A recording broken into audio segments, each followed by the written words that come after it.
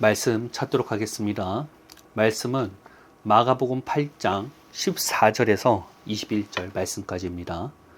말씀은 마가복음 8장 14에서 21절 말씀. 다 찾으셨으면 우리가 교독하여서 읽도록 하겠습니다.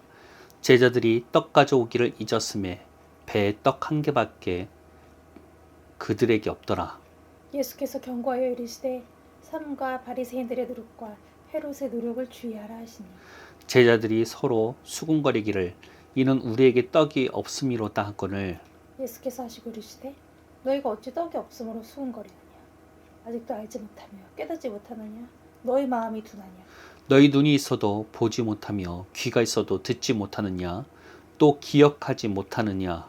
내가 떡 5개를 5,000명에게 떼어줄 때에 조각 몇 바구니를 거두었더냐 이르되 12이니이다 또 7개를 4,000명에게 떼어줄 때 조각 몇 광주리를 거두었더냐 이로되 7이니이다. 함께 읽겠습니다. 이르시되 아직도 깨닫지 못하느냐 하시니라. 아멘. 오늘 선포하고자 하는 말씀은 관심이 바뀌지 않으면 평행선을 달릴 뿐입니다 라는 제목으로 말씀을 선포하고자 합니다. 오늘 우리가 읽은 이 본문은 바리새인들과 예수님의 충돌이 일어난 이후의 말씀입니다. 예수님께서는 바리새인들의 행태에 대해서 굉장히 고심이 많으셨던 것 같습니다. 바리새인들의 잘못된 영향력 때문에 이스라엘 전체가 잘못된 길로 가고 있었기 때문입니다. 그렇기 때문에 예수님께서는 자신들의 제자들에게 이러한 바리새인들의 누룩에 주의할 것을 경고하시게 됩니다. 누룩은 적은 부분이지만 빵 전체에 영향력을 미치어서 부풀어 오르게 하는 특성을 가지고 있습니다. 이와 같이 바리새인들을 누룩과 비교하여서 경고하신 것입니다. 이와 같이 예수님께서는 바리새인들이 이스라엘 전체에 안 좋은 영향을 미치고 있음에 걱정하시며 제자들에게 말씀하신 것입니다. 그러나 제자들은 이러한 예수님의 말씀이 자신들이 빵을 가져오지 않은 것 때문에 하신 말씀이신 줄 알고 서로 빵을 안 챙겼다며 호들갑을 떨게 됩니다. 개역 개정에선 떡이라고 번역되어 있지만 실제로는 빵을 말합니다. 빵은 그 당시 유대인들에게 있어서 식사였습니다. 우리로 치자면 밥과 같은 것입니다. 즉 제자들은 식사를 미리 챙기지 못한 것으로 걱정을 했던 것입니다. 우리는 떡이나 빵 모두가 간식이기 때문에 제자들이 더욱 한심해 보일지 모르겠지만 실제로는 식사를 말하는 것입니다. 이를 통해서 보건대 제자들이 비록 예수님을 따르고 있다고는 하지만 그들이 얼마나 진리에 대해서 깨닫지 못하고 있음을 우리는 알 수가 있습니다. 어떻게 보면 제자들도 그 당시 다른 이스라엘 백성들과 다를 바가 없이 진리에는 눈먼 상태였다는 것입니다. 어떻게 이러한 일이 일어난 것일까요? 그것은 제자들의 관심이 하늘이 아닌 땅에 있었기 때문입니다.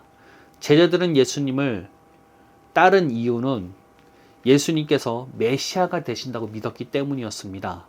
그런데 실제 메시아와 제자들이 생각하는 메시아는 차이가 무척이나 컸습니다.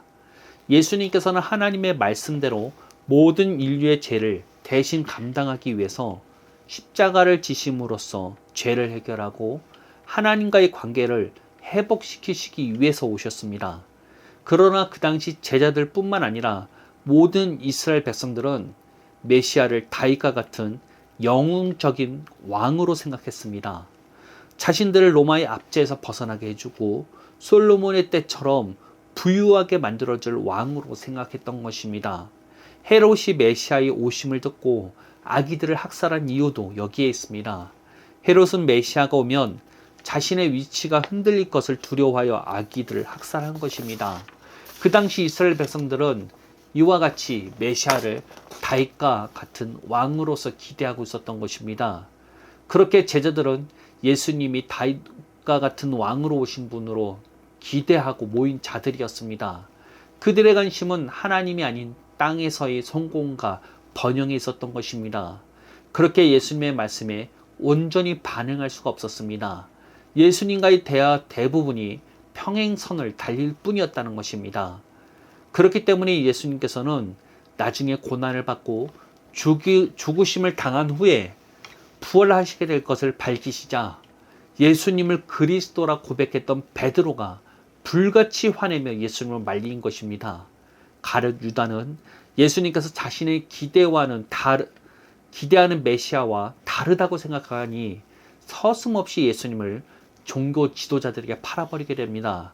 모든 제자들이 하늘이 아닌 땅에 관심을 가지고 있었기에 예수님께서 종교 지도자들에게 잡혀가시자 예수님을 버리고 도망쳐 버리게 된 것입니다. 제자들이 예수님의 말씀을 깨닫지 못하고 진리에 눈먼 이유가 여기에 있습니다. 제자들의 관심은 하늘이 아닌 땅에 있었던 것입니다. 분명 제자들은 겉으로 보기에 예수님과 누구보다 가까이 있고 자신의 모든 것을 버리고 예수님을 쫓는 자들이었습니다. 그러나 공생의 시절 실상은 눈뜨고 있다고 하지만 눈먼 상태였던 것입니다. 그들의 관심이 하늘이 아닌 땅에 있었기 때문입니다. 이번 주 하나님께서 주실 말씀을 기다릴 때 오늘 우리가 읽은 본문이 제 눈에 들어와 깨달아졌습니다. 우리가 스스로 영적으로 깨어있다고 주장할지 모르나 실상은 잠들어 있다고 말입니다. 그리고 우리가 잠들었는지 깨었는지 확인하는 가장 쉬운 방법은 우리의 관심에 있다는 것입니다. 제자들은 이 땅에 관심을 가졌습니다. 그들은 메시아가 자신들의 삶을 바꿔줄 것을 기대했고 예수님을 그런 메시아로 믿고 따랐습니다. 그러나 제자들의 관심은 이 땅의 것이었기 때문에 하늘의 말씀을 하시는 예수님의 말씀을 깨닫지 못했습니다. 평행선을 달렸던 것이죠. 이와 같이 우리도 마찬가지라는 것입니다. 우리들이 교묘하게 신앙의 모습을 하고 스스로를 포장하고 있다 할지라도 우리가 예수님을 찾을 때 우리의 문제 해결만을 위해서 붙들고 있다면 깨어있다고 주장할지 모르지만 잠들어 있다는 것입니다. 문제 해결을 위해서 예수님께 기도하는 것이 잘못되었다고 말하고 싶지는 않습니다. 예수님께서는 우리의 기도를 들어주시고 응답하시는 하나님이시기 때문입니다. 그러나 이 땅에서의 문제 해결과 나의 성공과 행복에만 관심을 갖고 예수님을 찾고 있다면 십자가를 지시기 전에 제자들과 다를 바가 없다는 것입니다. 예수님께서는 더욱더 자신에게 우리의 관심을 끌기 위해서 우리의 삶에 여러 가지 환난과 공고를 허락하십니다. 그런데 우리가 이러한 예수님의 부르심을 깨닫지 못하고 이 땅에서의 문제 해결만을 문제 해결에만 목숨을 걸고 있다면 아무리 기도를 많이 하고 교회에서 봉사를 열심히 해도 벗어날 수가 없다는 것입니다. 우리에 대한 하나님의 부르심을 깨닫지 못하고 헤매고만 있기 때문입니다. 우리의 부르심은 예수님과 같습니다. 예수님과 같이 하늘을 위해서 부르심을 받았지 이 땅에서 잘 먹고 잘 살도록 부르심을 받은 것이 아니라는 것입니다. 예수님께서 우리에게 모범으로 보여주신 행동은 하나님의 말씀대로 말하고 행동하신 것이었습니다.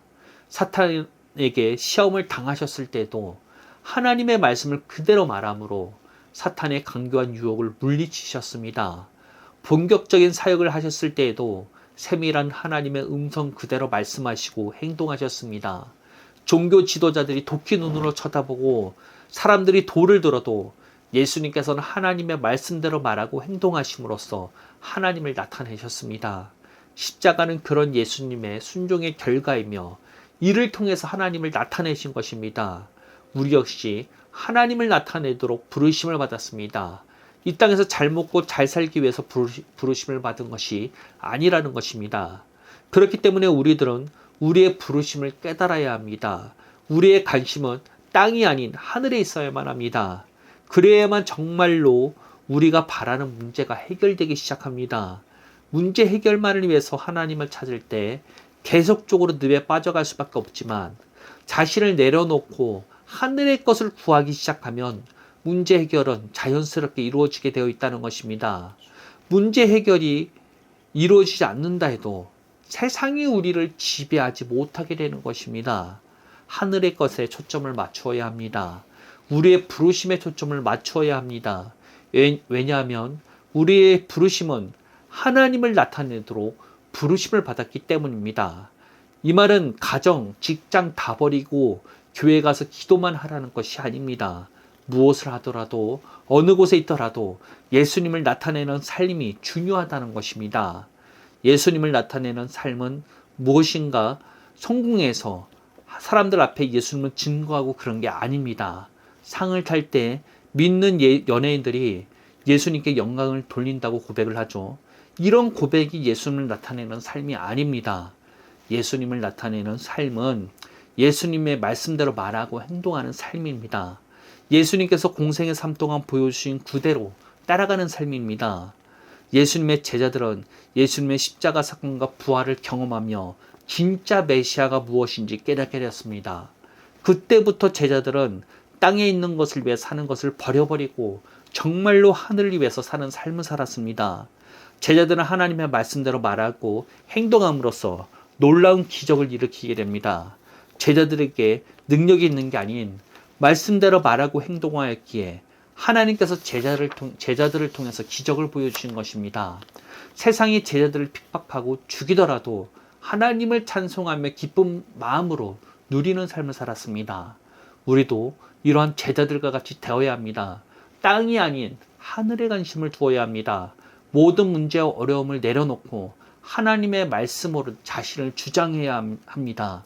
하나님을 나타내는 삶의 가장 첫 시작은 하나님의 말씀대로 자신을 주장하는 것입니다. 사탄은 간교하게 우리를 흔들죠. 우리 스스로가 무가치한 존재이며 우리 자신을 끌어내리려고 합니다. 그럴 때 우리 스스로가 스스로의 성숙을 위해서, 문제를 위해서 기도하는 것을 넘어서서 우리 스스로를 부인해버리고 하나님의 말씀으로 스스로를 주장해야 하는 것입니다. 하나님의 말씀이 내 정체성이 되어야 합니다. 스스로가 하늘에서 온 사람이라고 믿어질 정도로 말입니다. 예수님께서는 확실한 정체성을 가지고 계셨죠. 비록 이 땅에서 생활하시고 행동하시지만 자신의 진짜 정체성은 하늘에 있음을 굳게 놓지 않으셨습니다. 우리도 이러한 정체성을 가져야 합니다. 왜냐하면 우리는 예수님의 핏값으로 다시 산 하나님의 자녀들이기 때문입니다. 우리가 아무리 속고 부인하려고 해도 우리의 부르심은 하나님의 자녀라는 것입니다. 이것은 세상이 없어져도 바뀌지 않는 진리이기 때문입니다. 그렇기에 이 하나님의 말씀대로 우리 스스로를 주장하는 것부터 시작하셔야 합니다. 그것이 하나님을 나타내는 삶의 첫 걸음입니다. 그리고 더 나아가 모든 삶 가운데 하나님의 말씀대로 말함으로써 우리 삶의 영역을 하나님의 나라로 넓혀가는 것입니다. 가난을 향하여 그리스도 안에서의 부유함을 선포해야만 합니다. 당장 저녁에 치킨을 사 먹을 돈이 없더라도 우리 스스로가 그리스도 안에서 부유함을 믿고 이것을 누릴 줄을 알아야 합니다. 하나님의 말씀대로 믿고 이것을 선포하고 누려야 합니다. 이것이 정말로 하나님을 나타내는 삶입니다. 우리에게 이러한 부르심이 있습니다.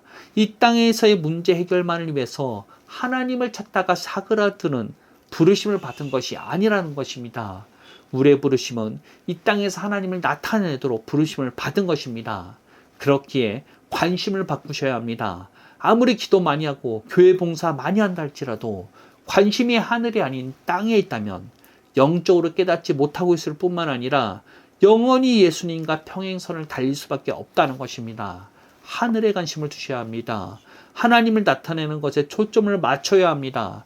그것은 하나님의 말씀대로 주장하는 것부터 시작하는 것입니다. 미묘한 차이를 가진 것 같지만 이것을 깨달아야 합니다. 목적 자체가 달라져야만 하는 것입니다.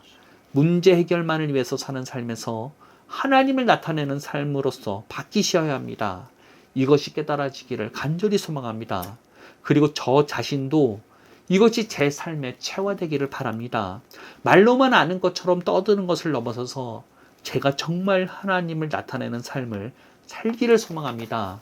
우리 모두가 정말로 우리의 모든 관심이 땅이 아닌 하늘에 있는 자로서 바뀌기를 바랍니다. 이 땅에서 하나님의 뜻을 나타내는 삶을 사시기를 축복합니다. 더 이상 우리는 우리의 문제 해결만을 위해 사는 존재들이 아닙니다. 우리는 하나님을 나타내는 자들입니다. 예수님과 같이 하나님의 말씀대로 말하고 행동함으로써 하나님을 나타내도록 합시다. 우리의 삶이 어떠할지라도 더 이상 이것에 묶이지 말고 하늘에 묶이는 우리들이 됩시다. 그럴 때 우리의 삶 가운데 하나님이 영광을 받으실 것입니다. 하나님이 나타내는 삶이 우리의 삶 가운데 가능해지게 될 것입니다. 우리에게 이 길이 열려 있습니다. 문제 해결만을 위해서 사는 자들이 아니라 이제는 정말로 하늘을 위해서 사는 자들이 되기를 바라며 이 시간 우리가 기도하도록 하겠습니다. 하나님 감사합니다. 우리에게 말할 수 없는 그 은혜와 사랑을 허락하여 주셨습니다. 그럼에도 불구하고 우리는 우리의 문제 해결만을 위해서 주님을 찾았습니다. 우리가 열심히 기도하였고 예수님을 열심히 찾았기 때문에 우리는 영적으로 열렸다 생각하였지만 사실상 다친 자들이었으며 눈먼 자들이었습니다. 회개하고 돌이킵니다. 이제는 우리가 정말로 하나님의 말씀대로 말하고 행동함으로써 하나님을 나타내는 삶을 살길 바랍니다. 예수님께서 행하셨던 그 길을 우리도 가기를 바랍니다. 우리를 이끌어 주옵소서. 우리에게 지혜를 허락하여 주옵소서. 우리의 삶 가운데 막연히 나타나는 사탄의 영역들을 이제는 우리가 말씀대로 말함으로써 물리치고 이제는 하나님의 나라가 우리의 삶과 우리의 모든 주변에 나타나기를 원합니다. 이것이 무엇인지 깨달을 수 있도록, 이것이 우리의 삶 가운데 체화될 수 있도록 주님 함께하여 주옵소서. 예수님의 이름으로 기도합니다. 아멘. 우리 예배를 주기도문으로 마치도록 하겠습니다. 하늘에 계신 우리 아버지여, 이름이 거룩히 여김을 받으시오며 나라의 임하옵시며 뜻이 하늘에서 이루어진 것 같이 땅에서도 이루어지리라. 오늘날 우리에게 일용한 양식을 주옵시고 우리가 우리에게 죄 지은 자를 사하여 준 것 같이 우리 죄를 사하여 주옵시고 우리를 시험에 들게 하지 마옵시고 다만 악에서 구하옵소서. 대개 나라와 권세와 영광이 아버지께 영원히 있사옵나이다. 아멘.